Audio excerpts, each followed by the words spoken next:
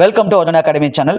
நாம இப்ப சால்வ் பண்ண போற இந்த கொஸ்டின் ரீசெண்டா நடந்த ரயில்வே எக்ஸாம்ல ஆவரேஜ் டாபிக்ல இருந்து கேட்ட கொஸ்டின் தான். சரியா? இப்ப இந்த கொஸ்டினை எப்படி நம்ம ஷார்ட்கட்ல அப்ரோச் பண்றது அப்படிங்கிறத பார்ப்போம். நான் கொஸ்டினை படிக்கிற கவனிங்க. 5 மாணவர்கள் கொண்ட குழு தேர்வில் கலந்து கொண்டது. மற்றொரு மாணவர் தனது மதிப்பெண்களை சேர்த்த பின்னர் குழுவின் சராசரி மதிப்பெண்கள் 2 அதிகரித்தன. இந்த மாணவர் அவரை சேர்க்காமல் சராசரி மதிப்பெண்களை விட டேஷ் மதிப்பெண்கள் அதிகம் பெற்றுள்ளார். சரியா? இப்ப இந்த கொஸ்டினை நம்ம ஷார்ட்கட்ல சால்வ் பண்றதுக்கு முன்னாடி நான் உங்களுக்கு டைரக்ட் மெத்தட் என்ன அப்படிங்கிறத எக்ஸ்பிளைன் பண்ணிடுறேன். அதுக்கப்புறம் நான் ஷார்ட்கட்ல சொல்லி தரும்போது உங்களுக்கு பெட்டரா அண்டர்ஸ்டாண்ட் ஆகும். சரியா? ஈஸியா உங்களால புரிஞ்சுக்க முடியும். சரிங்களா? இப்ப நம்ம டைரக்ட் மெத்தட்ல பார்ப்போம். இப்ப இந்த 5 மாணவர்கள் இருக்காங்க இல்லையா, அவங்கள A plus B plus C plus D plus இன்னு வச்சுக்கலாம். சரியா? ஏ பி சி டி இன்னு 5 மாணவர்கள் வச்சுக்கலாம். இவங்களோட டோட்டல் மார்க் என்ன அப்படின்னு பாத்தீங்கன்னா 5x. எக்ஸ்ங்கிறத நம்ம என்ன எடுத்துக்கிட்டோம் அப்படின்னா இந்த சராசரி மதிப்பெண்ணை எக்ஸ்ன்னு எடுத்துக்கிட்டோம். சரியா? சரி, அப்ப டோட்டலை கண்டுபிடிக்கணும் அப்படின்னா number of data into average. அதனால தான் நம்ம என்ன பண்ணிருக்கோம் அப்படின்னா 5x போட்டிருக்கோம். சரியா?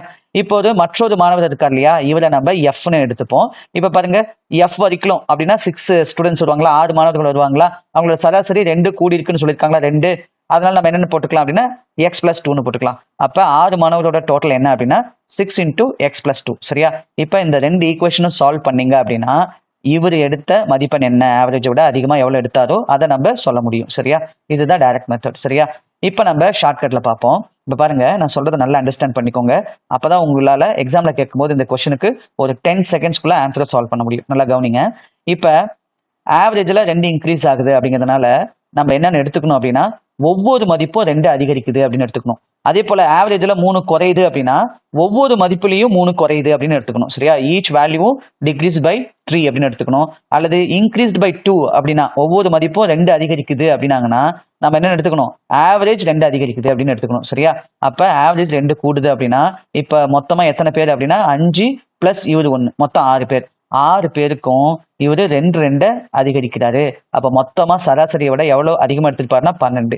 அவ்வளவுதான். அப்ப இந்த கொஸ்டினுக்கான ஆன்சர் என்ன அப்படின்னு பாத்தீங்கன்னா 12 தான். சரியா?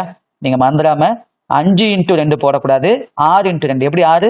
இந்த 5 பேர் அவங்க கூட ஒருத்தர் சேர்ந்திருக்காங்க. சரியா? அப்ப மொத்தம் 6 பேரு, 6 into 2ன்னா 12. அவ்வளவுதான். நீங்க வித்தின் ஒரு 10 செகண்ட்ஸ்க்குள்ளேயே இந்த கொஸ்டினுக்கு ஆன்சர் சால்வ் பண்ண முடியும். சரியா? ஓகேங்க.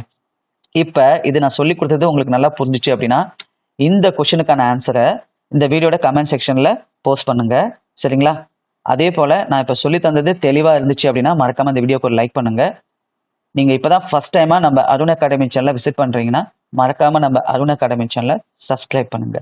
தேங்க்யூ ஃபார் வாட்சிங் அருண் அகாடமி சேனல்.